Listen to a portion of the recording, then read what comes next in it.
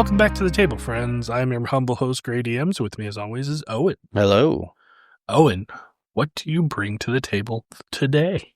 Well, we've talked about some varied topics lately, and I figured I'd kind of wrangle us back a little bit to the beginning, and I'd talk about an elder vampire named Hardestadt. Ooh. Yes. Basically the founder, or at least the first pillar of the Camarilla. Oh, shit. Also, basically, the one that everybody loves to hate. Yeah. I mean, for good reason, but we'll talk about stuff. We'll go there. Yes. In every Camarilla court across the world, the name Hardestadt is invoked with a weight that borders on superstition. A name used to justify bloodshed, to silence dissent, to remind fledgling princes that they rule at the pleasure of something older, colder, and greater than themselves. The name is a relic, a banner, and a weapon, and in the end, a mask. Because Hardestadt is not a single vampire, he's two. One who fell to the fire of rebellion, and another who carried his voice forward through the centuries of darkness, and then fell to the fire of rebellion. The elder, a warlord prince of the medieval Holy Roman Empire, the younger, his child, an actor who wore his sire's image so perfectly that not even those closest to him dared speak of the deception aloud. Together they form the myth that built the Camarilla. So in the 12th and the 13th centuries, kindred politics across Central Europe were fractious and savage. Petty lords rose and fell in the chaos of the long night. Vampires ruled hamlets and towns like gods of the shadows, and war between clans, especially the Ventru, La Sombra, and the Smitse, raged across borders both mortal and undead. At the center of the Ventru dominions stood the fiefs of the Black Cross, ruled by Hardestadt the Elder. His reach extended across much of the Germanic world, fortress cities, knightly vassals, and mortal institutions bent to his will. He tolerated no disloyalty, no deviation from hierarchy. His seneschal Jurgen von Weerden, himself a Ventru of terrifying capacity, enforced his decrees with brutal clarity. Across the Rhine and Danube, kindred invoked his name with caution, never love, but always respect. It was in this crucible that Hardestadt first began to speak of unity, not out of compassion, but out of cold reading of necessity. The fires of the mortal inquisition had begun to burn in earnest, consuming entire domains, killing ghouls and vampires alike. Mortal priests and their warriors had uncovered enough of the kindred's feeding patterns and vulnerabilities to pose a genuine threat. Hardestadt's answer was secrecy, discipline, and enforced cooperation.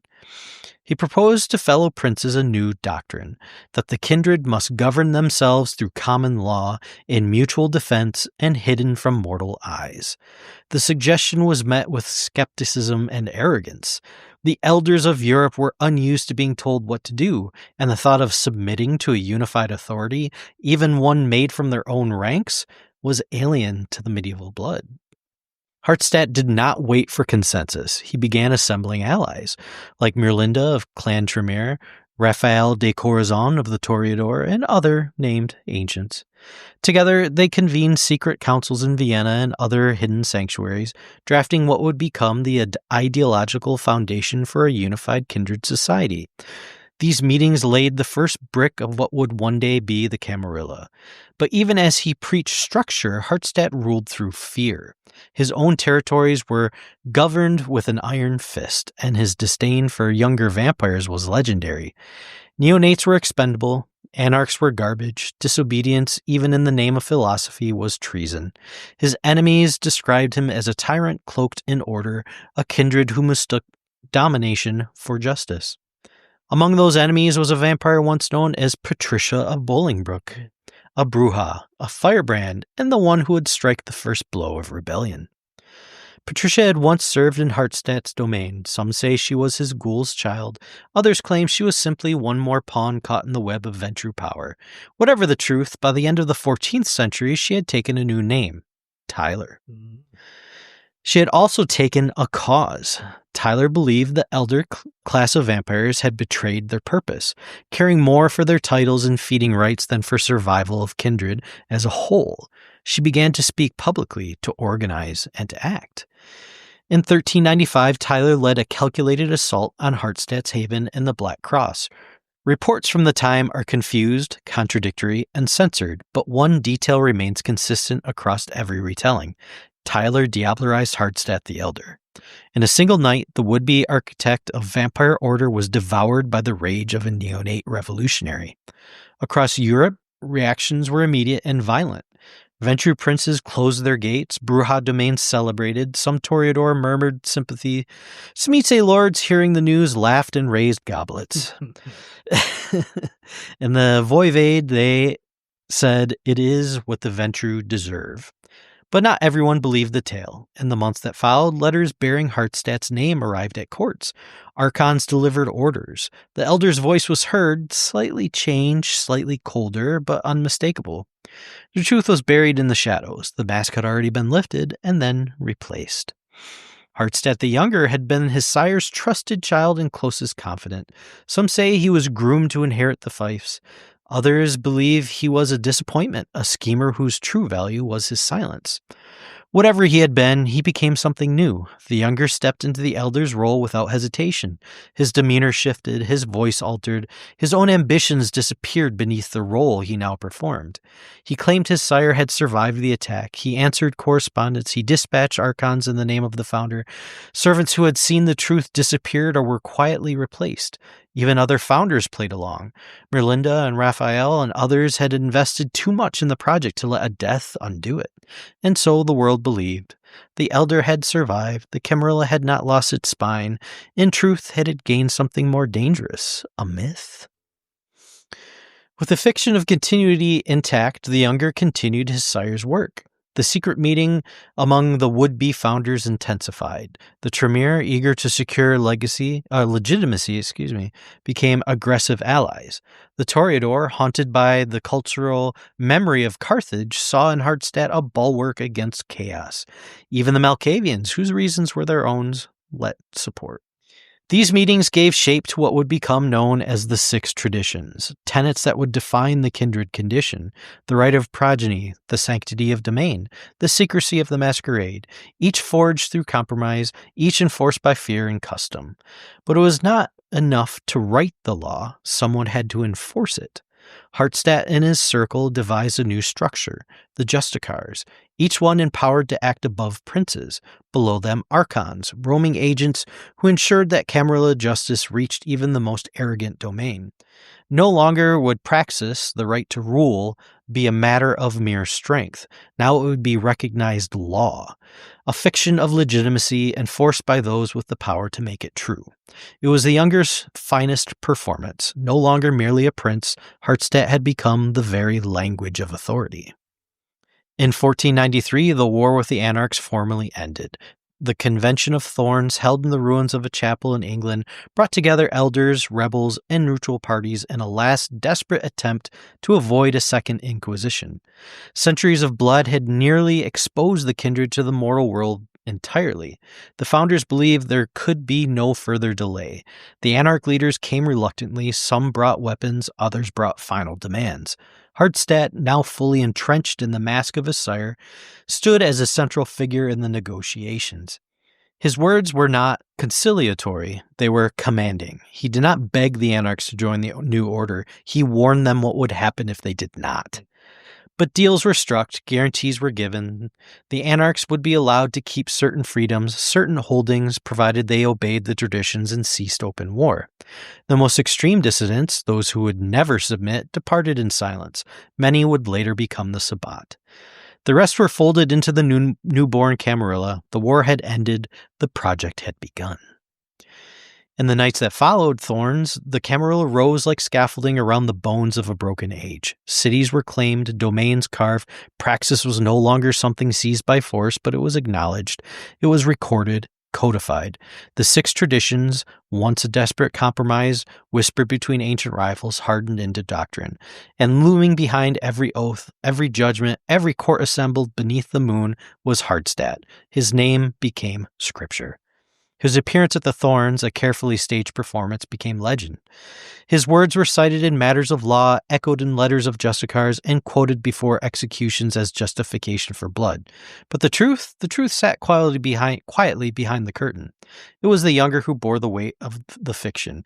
He had not just become the elder, he had become the institution itself. He moved like a shadow within a myth, maintaining the voice, the posture, the cold certainty that had once belonged to his sire.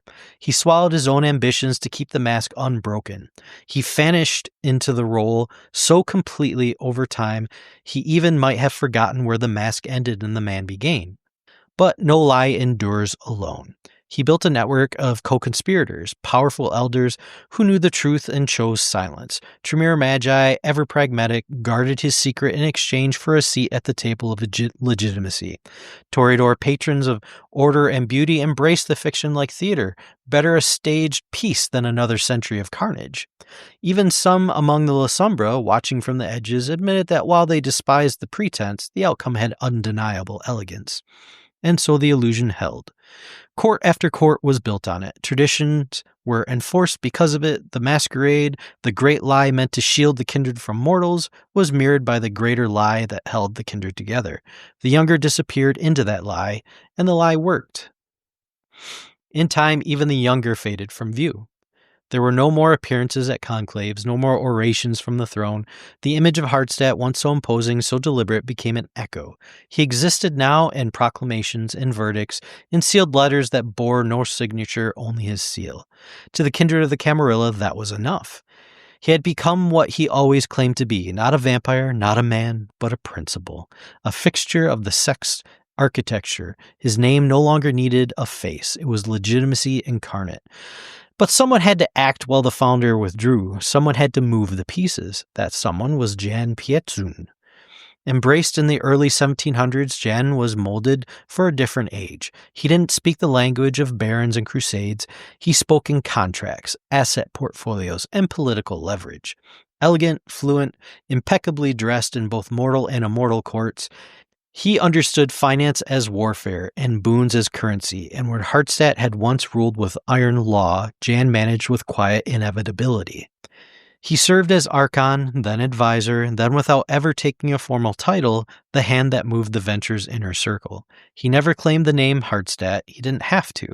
Whispers circled among the elders that Jan was being groomed, that he knew the role and he knew the truth, that he had always known, and that if the mask ever slipped, it would be Jan who would pick it up, dust it off, and wear it without missing a beat. But the mask never slipped, because the lie never faltered. Hardestadt remained, and in the silence behind his name, the gears of the Camarilla turned like clockwork. By the dawn of the 21st century, the Camarilla still stood, but the ground beneath it had shifted. The Sabbat no longer hid in the margins. The Crusades burned hotter, reaching into cities once thought unassailable. The Anarchs were no longer a nuisance, they were a movement. Entire regions, California, parts of Spain, even the outskirts of Berlin, no longer answered to princes. They answered to fire. And mortals were watching, not with pitchforks or holy water, but with cameras, satellites, databases, and drones. A world of surveillance, of facial recognition and data mining, of truths that couldn't be buried with blood and whispers. The old masquerade had been built for peasants and papal inquisitors. It was not designed for the internet. But still, the sect endured. Hardestadt's name remained in the margins of policy, invoked in times of uncertainty, assumed present, assumed eternal. His existence wasn't debated, not because it was certain, but because certainty wasn't allowed to be questioned. To doubt Hardestadt was to tug at the one thread that unraveled everything. But the silence surrounding him had grown too long. His absence became a shape. His decrees arrived, but he did not. His voice echoed, but no one could say where he stood. Then came the beckoning. No one knew what triggered it, no one understood where it led, but across the world, elders vanished. Some walked willingly into the dark, compelled by something beyond blood or logic. Some returned. Wrong. Others were simply never seen again. Hardestadt? Some said he had resisted it. Others whispered he had gone and come back stronger. Some claimed he never existed at all. In reality, he remained, but he let the silence linger. And in that silence, something else began to speak. Younger kindred, those who had grown up in the ashes of fallen domains, who had watched elders vanish or rot in their palaces, began to rise. They demanded transparency, reform, accountability, and among them stood Theo Bel. Once a loyal Archon, the Camarilla's executioner, the enforcer of tradition, but no longer. He had seen too much, carried out many lies, watched too many cities burn for men who never bled. And somewhere along the line, Theo Bel stopped believing in the mask. He was not the first, but he was the one who pulled the trigger. The conclave in Prague was called under the banner of diplomacy. On paper, it was a mediation, a summit of princes and justicars convened to discuss Bruja unrest, calm the rising heat, and reinforce the old compacts. The location was chosen for its history, its neutrality, and its symbolism. But from the start, it felt like something was going to break. Theo Bel arrived not as a rebel, but as a respected Archon. He'd walked the line longer than most kindred, had even drawn breath. He'd carried out Camarilla justice for centuries, executed princes, silenced threats, upheld the law. He had bled for the sect, killed for it, lied for it. And somewhere along the way, it stopped being worth it. When he took the floor, the room went still, not out of respect, but out of something colder, the way a room quiets before a gunshot. He didn't shout, he didn't perform, he just spoke. He named the lies, named the centuries of exploitation masked as tradition, named the broken promises, the silenced voices, the generations of kindred used, then discarded in the name of a stability that only served the ones who built it. And then he turned. Standing across from him at the heart of the gathering was the legend himself, Hardestadt. The so-called founder, the name etched into law, into myth, into every piece of structure the Camarilla had ever used to keep itself upright. The one who'd outlived wars, revolts, even his own death, still sitting in judgment, draped in the pretense of immortality.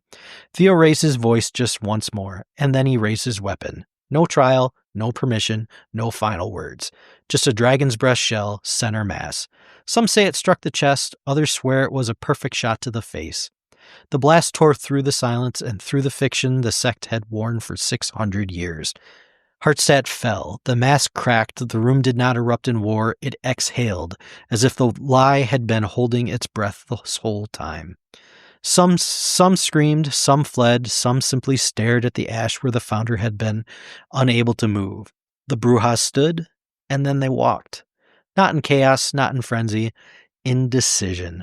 They walked out of the Camarilla, out of the lie, and the sect built on masks, rituals, and denial finally blinked.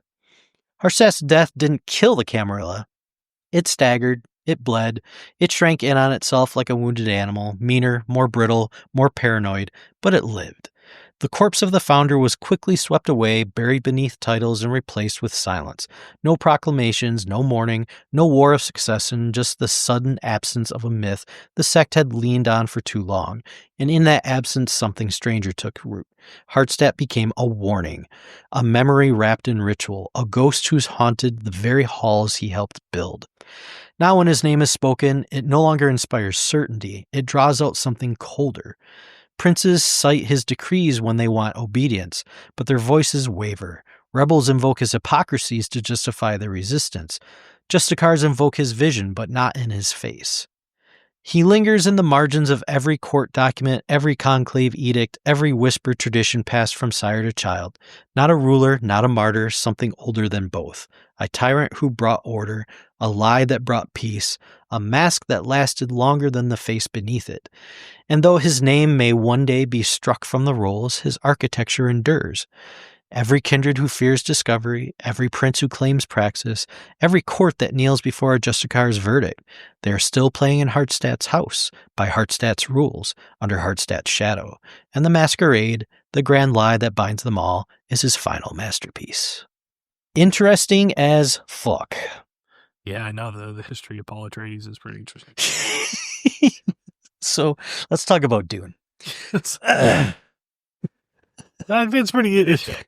I just kept thinking, I was just like, oh yeah, like he couldn't do, but his son did what he did. Yeah, like, I will be the enemy. I don't know. we haven't dived into that lore. No. We tiptoed around it in one game a long time ago and then never went back. I guess we might see pieces of it. It'll be interesting to see Bloodlines too and see what they kind of set things. I know, we all take a collective sigh at the loss of what is Bloodlines 2, but still, it's going to have to be a story. Yeah, I guess. So we're going to have to find paid DLC to become a Lasumra. What a joke. Yeah, I know. The Camarilla one in the end. But yeah, like it's interesting. It's I don't want to say this. I think one of my issues with Hardestadt is that maybe if I knew more people that played the LARP, Yeah, or whatever, like he's too much of a storyteller boogeyman. Yeah, he's the emperor in this version of 40K kind of thing. Yeah, like I said, he's the worm emperor, right? Like Yeah, he's the one that everybody hates, and he's doing the job, and whatever. Like it, almost, it's like that thing. There's not enough. They didn't make it empathetic enough, right? Mm-hmm. Like there's very like I really like to meet people who LARPed as Ventru. Because like everybody hates you, right? Like so why like where did that come? And it's funny because that was the first character I made. Even though it wasn't set in it said Masquerade, it was a Ventru. And like there's always been a little bit of that in me of like every clan should be empathetic. You should be empathetic to every clan in some capacity. Yeah, there should be something there to be like, oh, well, now I kind of understand them a little bit better. Yeah, and I don't know where that is with the Ventru. Right? Know. It's this Ventru, the guys that talk really good and make you do things you don't want to. Yeah, I think there's really good examples of like, I think like a Bria in like the New York by Night. Mm-hmm. She's playing the few that I've seen.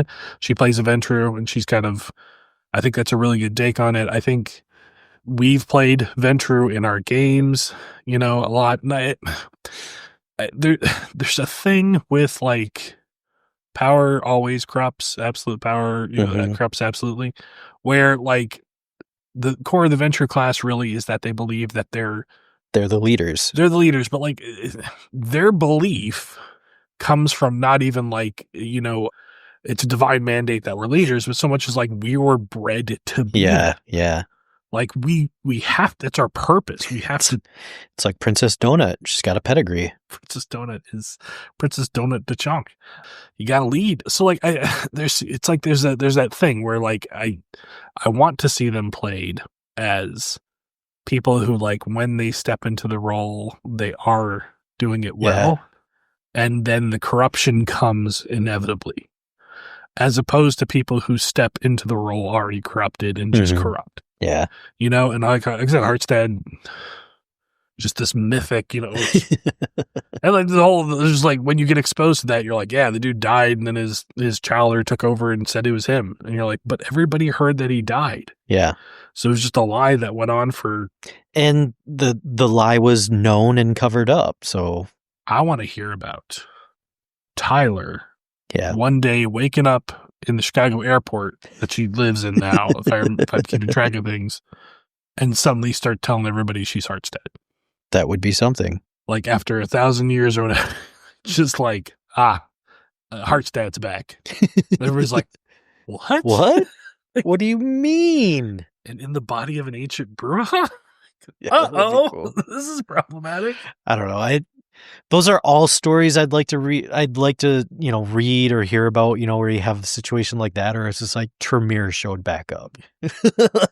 Yeah, I think that the Hardestadt thing, like, you're still like a generation. You're far enough out where it's not like this is a world-ending event. Yeah, and it's just, but like I like that idea that like, hey, I think in the current V5 kind of setting, there needs to be a pro Camarilla push, because the story is that they're on the back leg.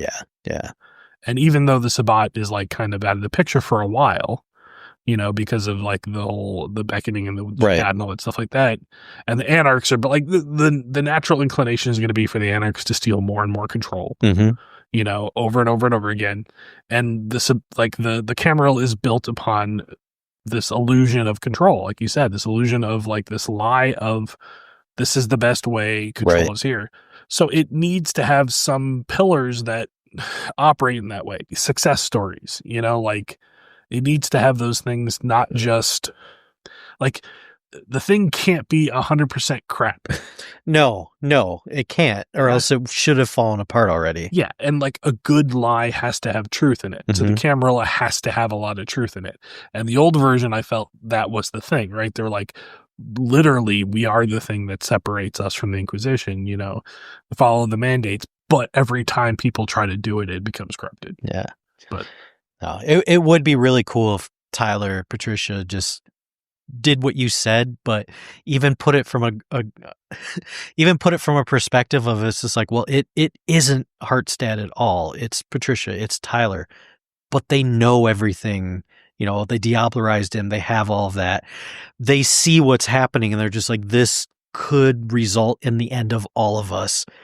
I need to pull out some tricks here and just go for it. Yeah, like an elder Bruja stepping back into the Camarilla and saying, give me the reins of leadership. Right? Like a Bruja doing that.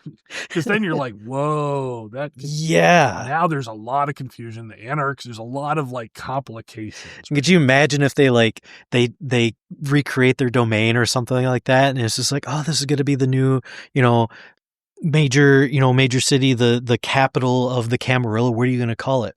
New Constantinople, or New Carthage. Yeah, that song stuck in my head. 100%, like just taking over Chicago. And like Chicago this is New Carthage. Yeah, and you're like, what does that? Ooh, and just you have a whole bunch of Camarilla there going like, yeah, we have to be happy about this. All the venture, like, I feel dirty. I feel I'm in danger. Yeah, that's what I want to see. I want to see the evolution of the story from this point. And I know that I guess, I haven't looked into it that much. I know the kind of the V5 thing is settling into a thing of, less meta plot, more like, let's give the players agency, which is true. But like the reason you play Masquerade is for meta plot, because it's the thing that has. Otherwise, you write the stuff on your own and you make your own character, your own version of Hardestadt, your own version of everything. All living in the bayou in Florida. Everybody should join, Princess Donuts fan club and make sure that Cocker Spaniels are eliminated from this galaxy, because they are. I am pro Cocker Spaniel. Thank you very much. Well, that is, you cannot be part of the Princess Posse anymore, so you must be removed. Maybe you can do be part of the unauthorized fan club, which is the Donut Holes. The Donut Holes. I haven't gotten that far yet. No, you guys didn't know we've been obsessing over Dungeon Crawler Carl this past few weeks, and it's really good. You should read it. It is very good. Yeah, so I'm sure that's a perfect cross-section of our viewership, is the people who listen to Vampire obviously would read something like that. Oh, absolutely. Absolutely. But maybe you should. Yes. Because in times of darkness, when we're fronted by companies taking something we all hoped we got and ruining it, maybe it's good to read a good book series and, just get a lot of levity back in life. Yeah. No, any final words, Owen? God damn it, Donut.